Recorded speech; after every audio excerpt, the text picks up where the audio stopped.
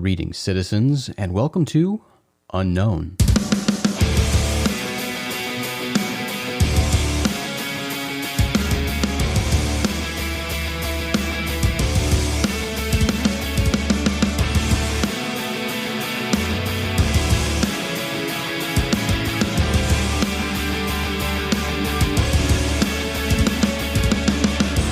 I'm Jason McClellan.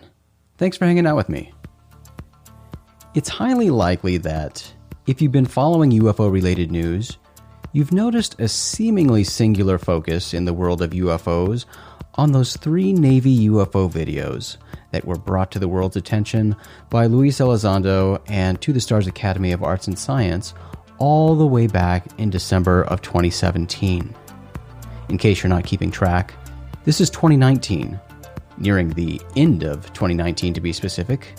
So, has there really been nothing else UFO related worth discussing for nearly 2 years besides these 3 videos?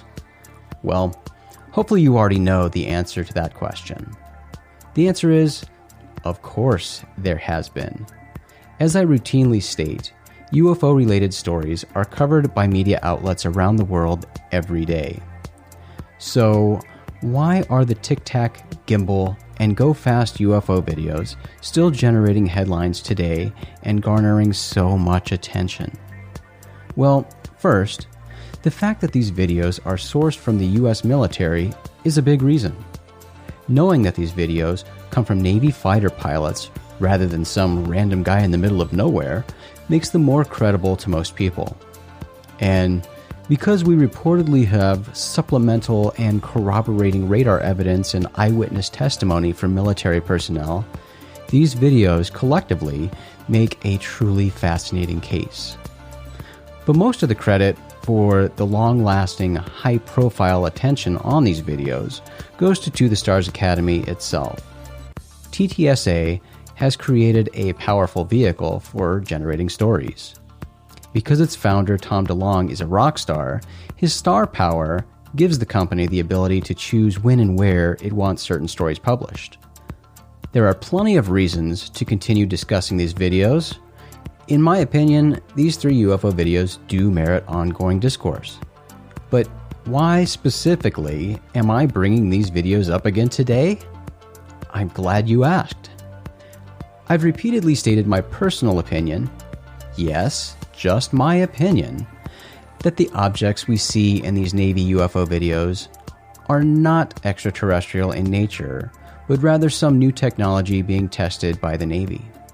We've mentioned a few items on this show in the past, like admirals aboard ships involved with these incidents seemingly unfazed by the encounters, carefully crafted, non-committal answers by Navy spokespeople, and testimony from one of the primary participants, Commander David Fravor, who has stated in multiple interviews, including his appearance on the Joe Rogan Experience, that his bosses aboard the ship were surprisingly uninterested. According to Fravor, there are lots of false stories out there about people being questioned, tapes being confiscated, etc. But according to Fravor, none of that happened. Very little, if anything, was made of the pilot encounters with UFOs at the time. We also know that, according to those involved, the Navy was fully aware that these mysterious aerial objects were in the area, yet didn't cancel training exercises or even notify its pilots. These are just a few of the interesting details that lead me to believe the Navy knows what those UFOs are. But why do I think that just because the Navy might know the identity of the objects captured in the UFO videos, that these aren't ET spacecraft? Well, it's certainly not because I don't think that some of the UFOs seen in the skies around the world every day could be extraterrestrial. I'm even happy to entertain the possibility that some of the UFOs I personally witnessed could be extraterrestrial. But when it comes to the Navy UFO videos, everything just points to new Navy technology to me. I think the first thing that got me thinking along these lines was the fact that both the East Coast and West Coast incidents that are captured on these videos took place during training exercises. That seemed pretty coincidental. Then, the comments from Navy personnel about how these UFOs followed the fleet for months only amplified my suspicions. And here's the real reason I'm bringing this up today. On Thursday, November 7th, Brett Tingley published a story on thedrive.com titled "The Navy's Secretive and Revolutionary Program to Project False Fleets from Drone Swarms." Wait, what? Okay, this story definitely got my attention. We know that during both the East Coast and West Coast incidents, Navy personnel reported seeing fleets of UFOs on the radar systems. And now we're hearing about Navy technology that can fool people and systems into thinking that a fleet of objects is present when, in fact, there's nothing there at all. According to the story, this new secretive electronic warfare system is called the Netted Emulation of Multi-Element Signature Against Integrated Sensors, or the much easier acronym NEMESIS. The article explains, quote, "For years, the Navy has been developing and integrating multiple types of unmanned vehicles, shipboard and submarine systems, countermeasures, and electronic warfare payloads and communication technologies to give it the ability to project what is, in essence, phantom fleets of aircraft, ships, and submarines. These realistic-looking false signatures and decoys have the ability to appear seamlessly across disparate and geographically separate enemy sensor systems located both above and below the ocean's surface. As a result, this networked and cooperative electronic warfare concept brings an unprecedented level of guileful fidelity to the fight. It's not just about disrupting the enemy's capabilities or confusing them at a command and control level, but also about making their sensors tell them the same falsehoods across large swaths of the battle space." End quote. The article points to a 2017 Center for Strategic and Budgetary Assessments, or CSBA, white paper titled "Winning in the Gray Zone: Using Electromagnetic Warfare to Regain Escalation Dominance."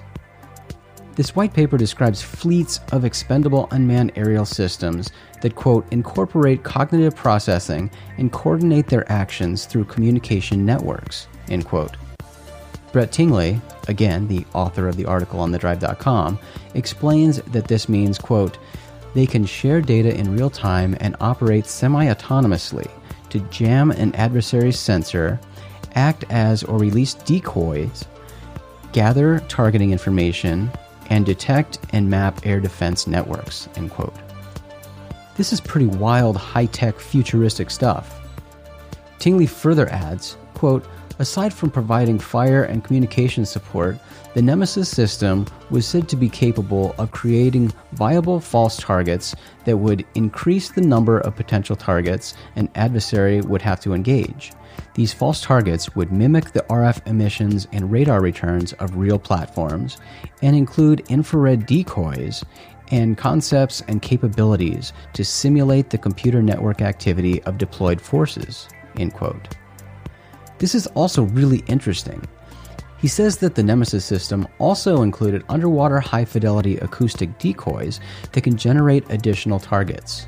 The article explains, quote, "These acoustic decoys could include radio emulators and simulate propeller noise or other propulsion systems, as well as specific equipment on surface ships and submarines," end quote.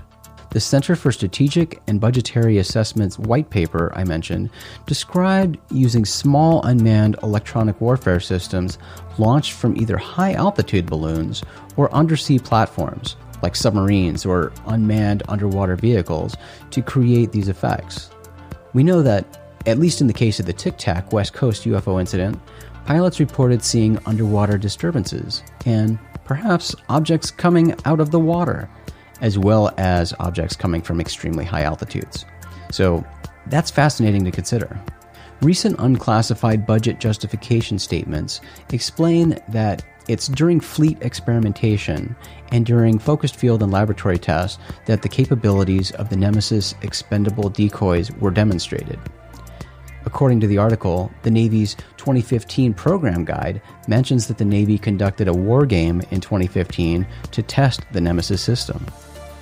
This is worth noting because, again, remember that the tic-tac, go fast, and gimbal videos are all from periods of fleet testing, war games, etc. It's a foregone conclusion that the military has advanced technology we don't know about. We're now hearing about this wild NEMESIS system, but we only know bits and pieces about it. At the time of both training exercises during which the Navy UFO videos were captured, brand new, state-of-the-art radar equipment was being used. However, based on the reported capabilities of its advanced electronic warfare system, the Navy currently has the ability to project false fleets in both the air and sea, and actively jam, control, and give false information to radar systems. The reported capabilities of NEMESIS could conceivably explain many of the logic-defying elements experienced and reported during both the East Coast and West Coast Navy UFO events. Many, but not all. First of all, development of NEMESIS reportedly began in 2014. The East Coast incident, or incidents in question, reportedly occurred in 2015. And remember, as I mentioned, the Navy claims it tested NEMESIS systems during a war game in 2015. However, the tic-tac video from the West Coast incident reportedly occurred in 2004. Then, there's the issue of eyewitness testimony. These UFOs weren't just seen on radar and gun cameras. Pilots reportedly witnessed these things with their eyes. Yes, NEMESIS seems to utilize physical unmanned vehicles to perform its trickery, but we don't know the flight capabilities of these craft, or even the full capabilities of NEMESIS for that matter. It's conceivable that the system is capable of using projection technology to visually display false craft as well. Spoofing is the name of the game, and the goal is to create as much confusion as possible. NEMESIS is just another piece of the puzzle. It's one more possibility we could consider when trying to make sense of the Navy UFO videos or any other UFO case. And it certainly doesn't mean we discount the possibility that what is actually in those videos is something far stranger. But it definitely behooves responsible UFO researchers to be aware of existing human technologies that could potentially offer explanations for something that's seemingly otherworldly.